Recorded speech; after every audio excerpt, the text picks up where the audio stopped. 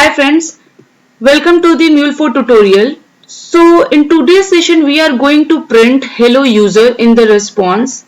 So in the earlier session we have already print this hello world in session 1. You can check that video as well. But there we have just hard coded both hello as well as world. But in this session we are going to just learn how can we take input from the user and we will just concat the hello world with the input from that we are getting from the user. Okay, so apart from this we will learn how can we create one flow using some RAML and how can we access UI parameter in the flow. We will use here one transform message component and we will see how can we use it more efficiently. So let's start. So this is the flow guys that I have created to print hello world. So this is the RAML guys. I have created this RAML within the source main resources and then API folder. So here I have created hello world.raml. It's very basic guys. So here I have just defined one resource. This one is the resource slash hello user slash name. So this is the URI parameter guys. Here I have declared URI parameter. If you want to just check how can we declare URI parameter in the RAML, you can check my previous video, that is session 3, which is about declaration of the URI parameter in the RAML.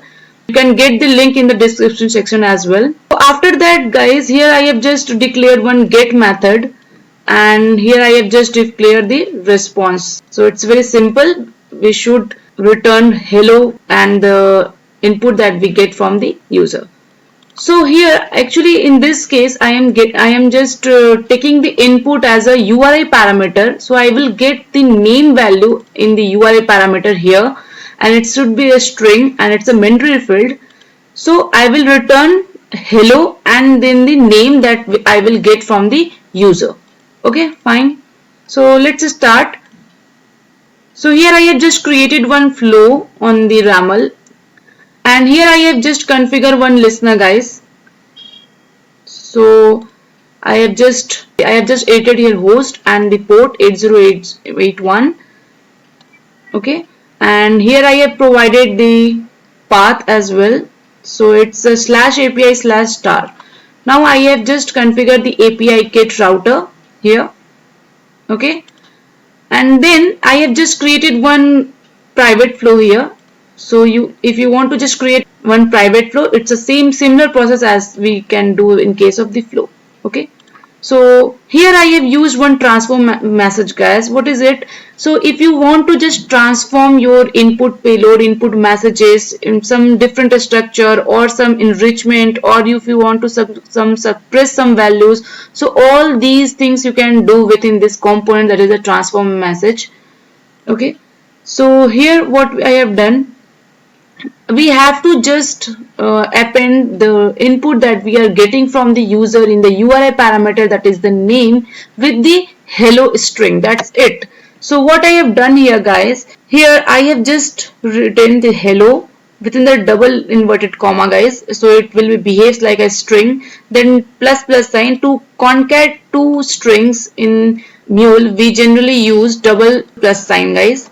Then I have append here one space, and then to access URI parameter guys, what we have to do in case of MuleFo, all the URI parameter, query parameter, so all these values have been stored within the attribute. So how can we just access it? To access it you have to write first attributes, then dot URI params, and in case of query parameter you have to write query params. Dot, here we have given the name, because it's the same name guys that we have here declared in the RAML here name. Okay, we can just use the URI parameter and we can concat that value with the hello string. Okay, now the entire payload should be in JSON format guys. That's why here I have used here application/JSON. Okay, so in this way we can just print hello and then the input of the input name that we get from the user. So let's run this guys. So in the console you can see it's deployed successfully. Let's test it.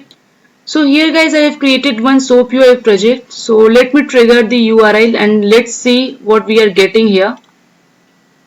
See here we are getting hello Pragya. So here I have provided name as Pragya. Let me change it. So let's see what we are getting. See, I have just changed the name to Kunal and here I am getting hello Kunal. So guys, in this way you can just take the input from the user and you can just concat some value and print it. You just try it guys, and if you are facing any issue you can post those queries or comments in the comment section as well. Thanks.